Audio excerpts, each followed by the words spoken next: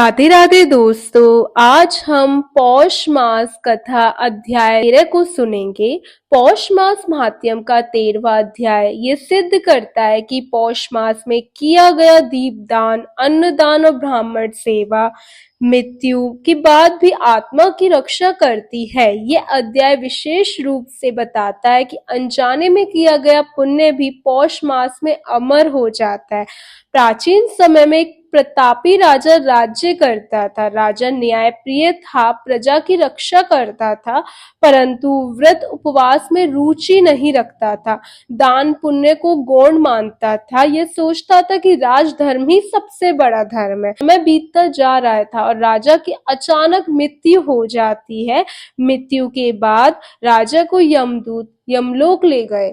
वहां चित्रगुप्त ने उसके कर्मों का लेखा खोला। राजा के पुण्य न्यायपूर्ण शासन, प्रजा की रक्षा करना था, परंतु उसके पाप पौष मास जैसे पुण्य काल में व्रत दान का अभाव था, ब्राह्मणों और साधुओं की उपेक्षा।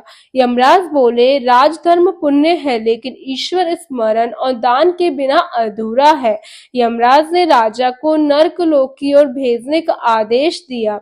राजा भयभीत होकर बोला, हे धर्मराज, मैंने जीवन में कभी किसी का हित नहीं किया, फिर भी ये दंड क्यों? यमराज ने कहा, पुण्यकाल में जो व्यक्ति ईश्वर को भूल जाता है, उसे अपने कर्मों का फल भोगना पड़ता है। तभी चित्रगुप्त ने एक सूक्ष्म पुण्य बताया। एक बार पौष मास की संध्या में राजा ने नगर में एक दीप जलवाया था। एक भूखे ब्राह्मण को अन्नदान दिया था। ये सब उसने बिना फल की इच्छा के किया था। उसी क्षण विष्णुदूत प्रकट हुए।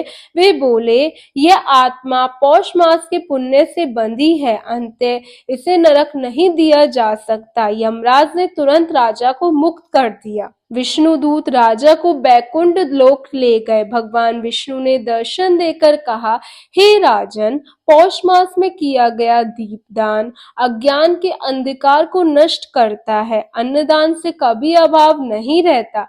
राजा को मोक्ष प्राप्त हुआ। इस अध्याय से हमें ये शिक्षा मिलती है, पौष मास का दीपदान जीवन और मृत्यु दोनों को प्रकाशित करता है। अन्नदान सबसे बड़ा दान है। अनजाने में किया गया पुण्य भी नष्ट नहीं होता। केवल सत्ता नहीं, भक्ति भी आवश्यक है। जो पौष मास में एक दीप जलाता है, वह यमलोक के अंधकार से मुक्त हो जाता है। बोलो श्री विष्णु भगवान की जय, पौष मास की जय, दीपदान की जय। अगले दिन के अध्याय के लिए चैनल को सब्सक्राइब करना ना भूलें, क्योंकि कल का अध्याय और भी ज्यादा शक्तिशाली होने वाला है और भी ज्यादा भावात्मक होने वाला है। तो कल का अध्याय मिस ना हो जाए, इसलिए चैनल को अभी सब्सक्राइब कर लें। राधे राधे।